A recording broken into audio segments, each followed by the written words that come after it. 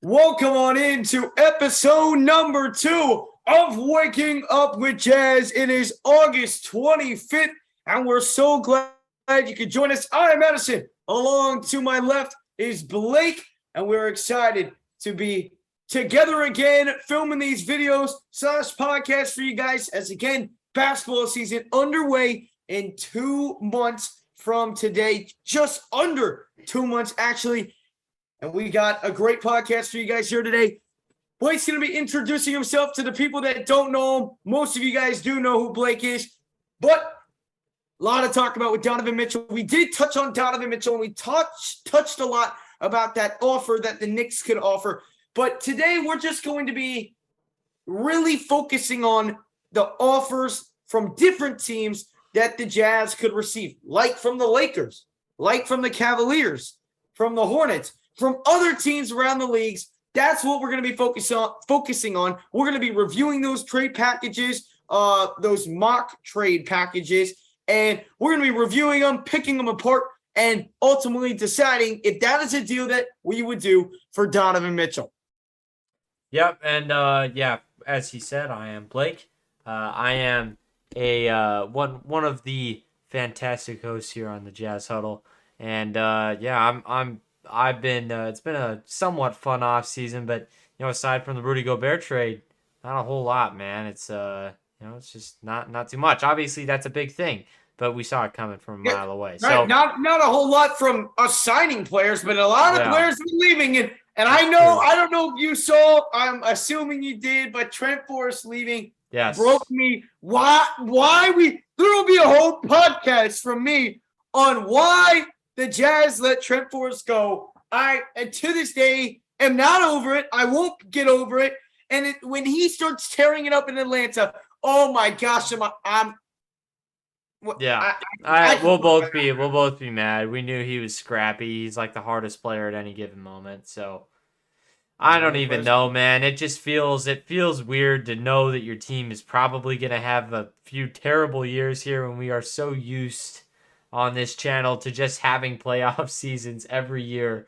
It's going to be weird, but maybe we end up keeping Donovan because stuff just isn't progressing. But we're going to talk about a lot of things that have a chance of happening today. And there is they have validity, man. This is something that can happen. They do, and I talked about it yesterday, Blake, about, man, am I necessarily a man, we got to trade Donovan guy? No, that's not what I am. But for the right price, you can pull the trigger. You can pull the trigger, send Donovan out, and fully rebuild for the future. And it might just be what we have to do. But in a later podcast, we're also going to look at a full possibility of us keeping Donovan Mitchell and rebuilding around the current roster. But that's not what we're here to do today. So let's go and look at some of the projected mock, trades. We will start off with the Knicks. I know we touched on it in the first podcast. This is from Sports Illustrated, this article. And so we're just going to be reviewing these trade packages. So in this one, the Knicks get Donovan Mitchell, and that is it. The Jazz get Evan Fournier, Obi Toppin, Emmanuel Quickley, Quint Grimes, a 2025, 2027, 2029 first-round draft pick, a 2028 pick swap, and a 2023 Dallas first round. So right there, I don't know how many of those are unprotected or whatnot. I think 2 to 3 of them are, but for just sake, we'll say it's 4 first-round draft picks. So you're getting 4 first-round draft picks. For the sake of it, we'll say that one of the 2023s is unprotected and the 2027 is unprotected. So you're getting 2 unprotected first, 2 protected first, Evan Fournier, Obi Toppin, and Emmanuel Quickley, and Quentin Grimes. While I'm not a fan of only 2, 3 protected first round or 2, 3 unprotected first round draft picks, about that deal, what I am interested in Evan Fournier, Obi Toppin, Emmanuel Quickley, and Quentin Grimes. Scratch Evan Fournier. If the Jazz do this deal, if we were to do this specific deal, I believe Evan Fournier would be shipped off to another team. Yeah. However, Obi Toppin, Emmanuel Quickly, and Quentin Grimes. What a great young core you could start your team around, Blake. I love that deal. That might be better than any deal I proposed. Well, granted, you're not getting, yesterday I talked about trying to get 4 unprotected Obi Toppin and one of RJ Barrett or Quentin Grimes. That was my ideal package. But that package right there, I feel like sets us off even better because not only if you do that deal will you have 4 draft picks of your own next year in the 2023 draft. No, 5 because you're getting Dallas's 2023 as well, which we'll get because Dallas is going to go farther this year, and so it won't matter that it's protected, right? So you've got 5 first-round draft picks, and not only do you go into next year with 5 first-round draft picks, you get Evan Fournier, Obi Toppin, Emmanuel Quickly, and Quentin Grimes. What a great young core to start your rebuild off with. Absolutely. I mean, I'm just going to say this. I don't think that this is the exact terms that this deal would come around. Obviously, this is a lot. And I feel like the Jazz, sources have said that Quentin Grimes is one of the guys that they are really pushing for if this deal does come. Like, if we're going to trade you Donovan Mitchell, you're giving us Quentin Grimes. Quentin Grimes or RJ Barrett. It's got to be one of the two. Got to be. Yeah, absolutely. And I think that I would want Grimes at this point because I feel like with Grimes, obviously I would want RJ Barrett as a player more. But with Grimes, I feel like that leaves more room for picks, which also sources have said that even more so than what's listed here. Picks have said stuff like 5 unprotected picks, which is ridiculous. But if you took Quentin Grimes and packaged 5 unprotecteds, maybe a pick swap in there, then that's a deal that I would probably accept as the Jazz, because the picks have insane liquidating value now, even if you're not going to pick them. So that's kind of where I'm at with this one. But this would be a fantastic deal if they could pull it off. I don't think it would happen. If this were to happen, I wouldn't be surprised if they packaged another piece from the Jazz in here, maybe because like this is just a lot. I mean, this takes away like my problem with this. If I am the Knicks front office, and who knows what's up with them, but if I'm the Knicks front office, I'm looking at this and I'm saying, okay, so we get Donovan, but we essentially make it way harder to win because we get rid of basically everybody else other than our main core, and you need other guys. So ideally, out of the Knicks, I would want probably Emmanuel Quickly or Quentin Grimes. They're not going to give away RJ, I don't think, because they really do want to keep him. If they do have Donovan, him and RJ would be a good pair. And I think that Evan Fournier, while I don't particularly want him on my team, I think he would he would be an asset to play with, move around, and that's all it is. And like if he's something, and Danny Ainge is like, I mean, we're close, but I just kind of want one more guy. You could definitely go with either Obi or Evan Fournier, because in my eyes, watching Obi Toppin several times, he's an okay player, and that's really as far as I could go with it. He's okay. Like his athletic ability. He does have great athletic ability. He's shown glimpses, and if he can just put the pieces together, I really think he can be a solid player in the NBA. So we're gonna ask the question. We're gonna do this after every single trade offer that we review. Blake, if the Knicks throw this offer on the table, you're Danny Ainge. Are you accepting this trade offer? You bet I am. You bet I am. I'm the same with you. That is an accepted trade if the offer does come our way. Now let's look at South Beach, Miami. The Miami Heat. I saw a report that the Heat aren't interested in that. Get that out of here. I don't care what Grandma Mary Martha said about what the Heat are not interested in. The Heat have always been tied to Donovan Mitchell, and you'd be lying to me if you said that if all of a sudden, after Kevin Durant, somebody they were highly targeting, who they were second favorites to land, goes off the trade market, and then a report comes out that says, well, now that Kevin Durant's off, now all of a sudden they're also not interested in Donovan?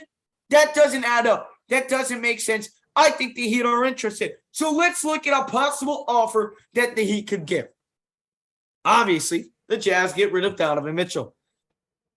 The Jazz, in return, would get Tyler Hero, Duncan Robinson, Nikola Jovic. I cannot say that. Jovic. Jovic. And then Omar Yurt's a what? Listen. Yurt's a 7. Listen, I don't know who that is. I'm going to tell you right now off the bat. I know I'm supposed to wait to get my answer after, we kind of review the trade, but I'm going to give it to you right now. No, and no. Do I like that it would be to an Eastern Conference team rather than a Western Conference team? Absolutely. I've said for months and months, if we're going to trade Donovan Mitchell, it better be to an Eastern Conference team. I like that aspect of it, but that's really about the only aspect. I kind of like Tyler Hero. I like the Tyler Hero. He's garbage. I think Tyler. No, he's not. He is not garbage. He's a flashy player. He's a high energy player. And when he's on, he's on. And he showed he had one bad season. Don't let his one bad season. Okay. Here's what I'll say about this one. So with Tyler Hero, if you get Tyler Hero, then you get rid of Jordan Clarkson. It's a push pull. I'm not getting rid of Jordan Clarkson. Yeah, and that's not something that I want to do. They're the same player, pretty much. They're the same guy. So I really don't like that trade. Duncan Robinson is great at shooting threes. Absolutely terrible at everything else. Nikola Jovic, he's a rookie, but he like 4? What? Isn't Duncan Robinson like 34 years old? He's getting old. He's getting old. Not super old. I think he's still in his 20s, but he's getting old. Nikola Jovic, he's a rookie. I don't care. Omar Yurt 7 or whatever his name is. That's okay. We're just gonna say no on that trade. I'm just gonna say no. Not only is the package of players that I don't like any of the Heat's players. To be completely I don't like any of the players that he can offer. And yes, we get the 2023 unprotected first round and 2028 unprotected first round. But too much gap there. I don't want to start competing in 2028. I want to start competing now. So yeah, give us some sooner picks, and they don't have them. So and the Heat are going to be good. They are. So that 2023 first round is going to be picked what? 25, 27, 28, 30. I don't want that. I want a top 14 pick. Yep. That's what you're going to get out of New York. I talked about it in episode 1. The Knicks are not making the playoffs. Get Donovan Mitchell or not. Oh, my goodness. I can talk about it for hours. Knicks and playoffs will not happen. I will come on the podcast, debate to me on why the Knicks will make the playoffs. And I promise you, I'll have you off the screen in 5 minutes because the Knicks are not making the playoffs next year. And I will take any amount of money in my pocket and put it on the Knicks not making the playoffs this year. With Donovan? With Donovan? With Donovan. With Donovan. If they're giving up Obi Toppin or let's say it's Obi Toppin and Clint Grimes. I think it's a 75-25. No. Look at this. I'm going to tell you right now why the Knicks aren't going to make it. And then we're going to go look at the Cavs offer. So let's look at this. Let me give you the Eastern Conference real quick. Perfect. Miami, they're better than them. Boston, better than them. Milwaukee, better than them. Philadelphia, better than them. That's 4. That's 4 already. I've got the Bulls better than them, fully healthy. The Raptors better than them. The Hawks are better than them. Dejounte Murray now. So okay. Hold on. That's already 8 teams I just mentioned. Raptors, hold on though. They compete with Donovan and with that core. They get this is why I know, but this is why they're gonna try to give us less players, lots of picks. That's why they did this in the draft. Lots of players, but if you're still giving up Quentin Grimes and Obi Toppin, which they're gonna have to do, they're gonna have to give up 2 solid young guys. They give them up. Yeah, you got Emmanuel Cookie, or you keep RJ Barrett. They're really only guard heavy. Julius Randle's the most overrated player in NBA history. They would here's what I'll say. Okay, maybe they have a good core and a bad bench. But guess what? Hold on. Hold on. Guess what other team had a terrible bench for several years and made it every year with crazy winning seasons? The Jazz. Our bench is garbage. They always have been. What? Oh, no, it has not been Corbin. Our seventh man We've was always had a solid bench. like who? We've had Jordan Clarkson off the bench for the last 3 years. Okay, that's one guy. We had a 6th man of the year off the bench. That's one guy. Listen, I want you to name me, out of these 6 teams, someone are better than. Out of those 8? Out of the 8, I want you to name me a team they're better than. The Raptors? The Raptors were trash. It's true. They are not good, dude. Okay, it's a 75-25. 75-25. They are not making the playoffs if they get Donovan Mitchell. That's a terrible thing. I think they get to the play-in, and then they don't get it. Okay, so, that's more reasonable. We have to move on. We have to move on. Cavaliers, a team that is better than the New York Knicks, a team that will finish higher than the New York Knicks. Okay, I agree with that. That's a good take. That's a good take. Yeah, there you go. Another team that's better. So let's look at this. Obviously, the Cavaliers get Donovan Mitchell. Let's look at what the Jazz get. Karis LeVert. I like that. Isaac Okoro. He's solid. Here's my favorite part of it. Colin Sexton. That is my favorite part. You got a 2025, 2027, and 2029 first round draft pick. Now, I don't know what the stipulations are. Let's assume for this sake, those 3 draft picks are unprotected. Okay? So 3 unprotected first in 2025, 2027, and 2029. You get Colin Sexton, you get Isaac Okoro, and you get Karis LeVert. A couple of those guys could, Karis LeVert and Isaac Okoro could be shipped to other teams. They would stay. They would stay. Those are two more possible assets. Isaac would stay. Karis could be an asset. Not saying he wouldn't stay, but he could be an asset. But context is my favorite part. Because if you do this, you can finally get rid of Mike Conley and have your point guard of the future there. So you can already have a solid young point guard, an almost all-star level point guard, in my opinion, in Colin Sexton, already is your guy as you start this rebuild. Yeah. I would accept this trade. That aspect I really like of it. Yeah, I would accept this trade straight up. I mean, it's a good trade. Yeah. I'm going to go, and I'm going to say yes as well, especially with those 3 unprotected first rounds. Do you really believe do the Cavs have a solid roster on their hands? Yes, but do you truly and honestly believe the Cleveland Cavaliers? Let's remember LeBron James signed a 2-year contract extension after this season. So you can at least guarantee he's not back in the land till 2026. You're really going to tell me right now that the Cavs in 3 years' time are going to be competing in the NBA playoffs?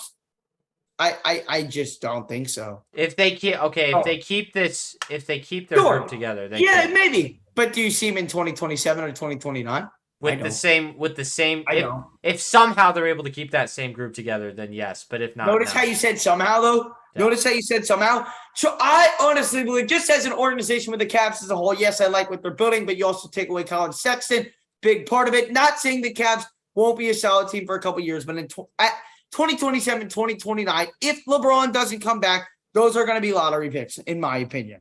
So that's a gamble we're taking. You also get a couple of nice guys, and you get Colin Sexton, a possible point guard of the future. Yeah, which is honestly my favorite part. That's my favorite part about a Cavaliers here. So we got 2 more. Another team that's better than the Knicks. If you guys are starting to realize, I've got this new sense of hatred for the Knicks now. I don't know why. There's no reason. And I only hate them if they get here's the thing. I wish Donovan Mitchell success in whatever team he goes to next if the Jazz trade him. But if he goes to the Knicks, just so I sound like super smart right now, I hope he misses out on the playoffs. I really do. Raptors deal. Raptors get Donovan Mitchell. Jazz get OG Anunoby, Precious Achiuwa, Thaddeus Achiuwa, Thaddeus Young, 2025, 2027, 2029 first round draft picks, and 2028 pick swap. I love the OG Anunoby part of it. I really love that. I mean, I think that's another great piece that you can start a rebuild around. Not start a rebuild around him, but have him a part of your rebuild, if you kind of get what I'm going at with that. Precious Achua, it's okay. Daddy is young. But you look at those draft picks again, 2025, 2027, and 2029.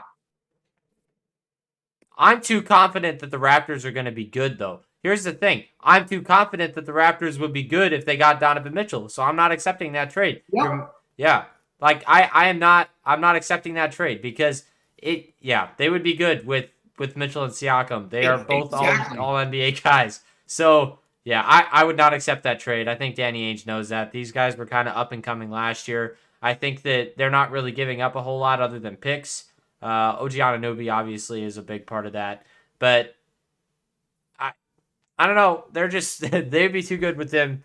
So that's a no for me. I agree. You kind of took the words right out of my mouth. They would be a really, really solid team with Donovan Mitchell on the team.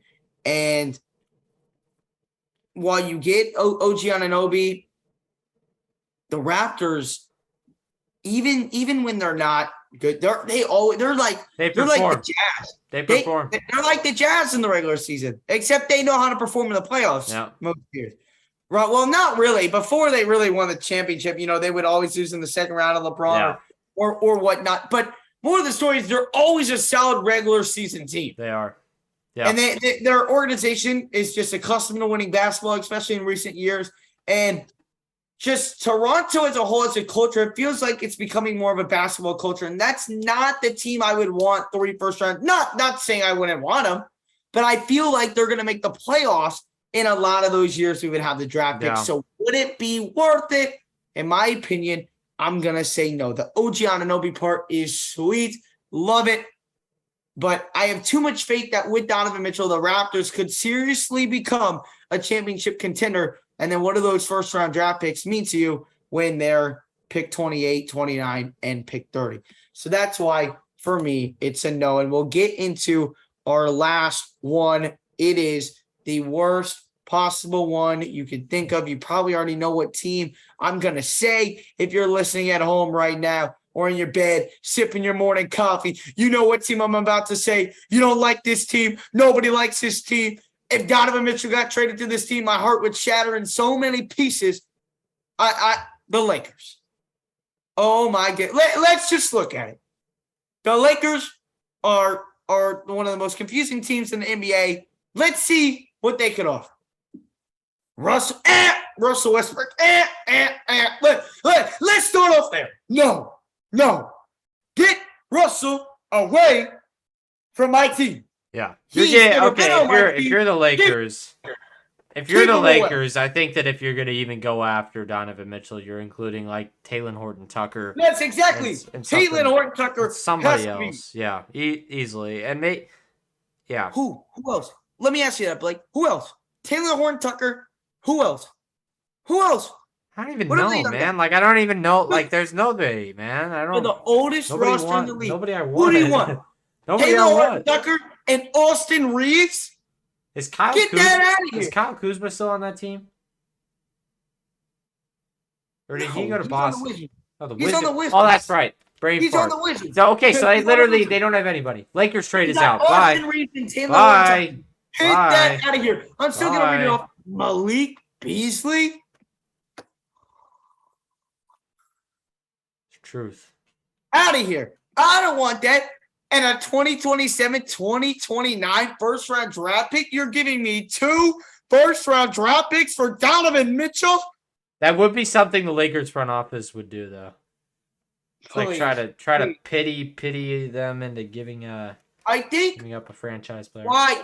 And you know what? Even if you flip this around and you put, let's just hypothetically say the Raptors offer was like the Lakers offer. Like, no, let's say the Lakers offer was as good as, they had young guys and, it was kind of like the Raptors offer or it was kind of like the Cavs offer, whatnot. The reason I'm a no almost every time is I do not want Donovan going to a Western Conference team. Absolutely. Why keep him there and let him compete in the Western Conference? Let him go out and dominate in the East. I don't want to have to feel like salty if he wins a couple games in the West. Not only that, get him out of the West. Like, come on. Get him out of the West. Now, granted, it wouldn't matter because if we trade Donovan, we're tanking, so we're going to lose anyway. But at the same time, if we can build up quickly and rebuild quickly, I don't want to mess with him. I don't want to mess with him. I don't want to mess with him. If we have to mess with them in the NBA Finals in 6, 7, 8 years, okay. Well, we'll cross that bridge if we get to that bridge. I don't think we'll get to that bridge, but I hope we get to that bridge. More of the story, I want Donovan Mitchell out of the Western Conference if he's traded. So not only do I not like it because it's the Lakers, it's not a good package. I don't want Donovan in the Western Conference. Yep. Get him out of the Western Conference. It is as simple as that. Yep. That is going to wrap up episode 2 of Waking Up with Jazz. Hope you guys enjoyed. Let me know your thoughts on what offers you would have accepted and what would you have denied? What would you have said no to? What would you have said no to? What would you have said yes to? Let us know. Drop down any stuff you would want to hear on podcasts in the coming weeks. We know these podcasts have been short. I don't know how long this was. I'm going to guess around 25, 30 minutes. As the podcasts go along, they're going to get longer and longer. We're going to bring guests on, etc. So they're going to be around 45 minutes to an hour. But kind of for the first 2-3 days of it, as we're doing it the Wednesday, Thursday, Friday, and then we're back with it on the weekdays on Monday, they are going to be a little bit shorter. But that's kind of just the schedule here. We will be back tomorrow morning at 8 a.m. Eastern Time, 7 a.m. Central Time, 6 a.m. Mountain Time, and 5 a.m. Pacific Time as you wake up with Jazz. We'll see you for episode 3 tomorrow morning.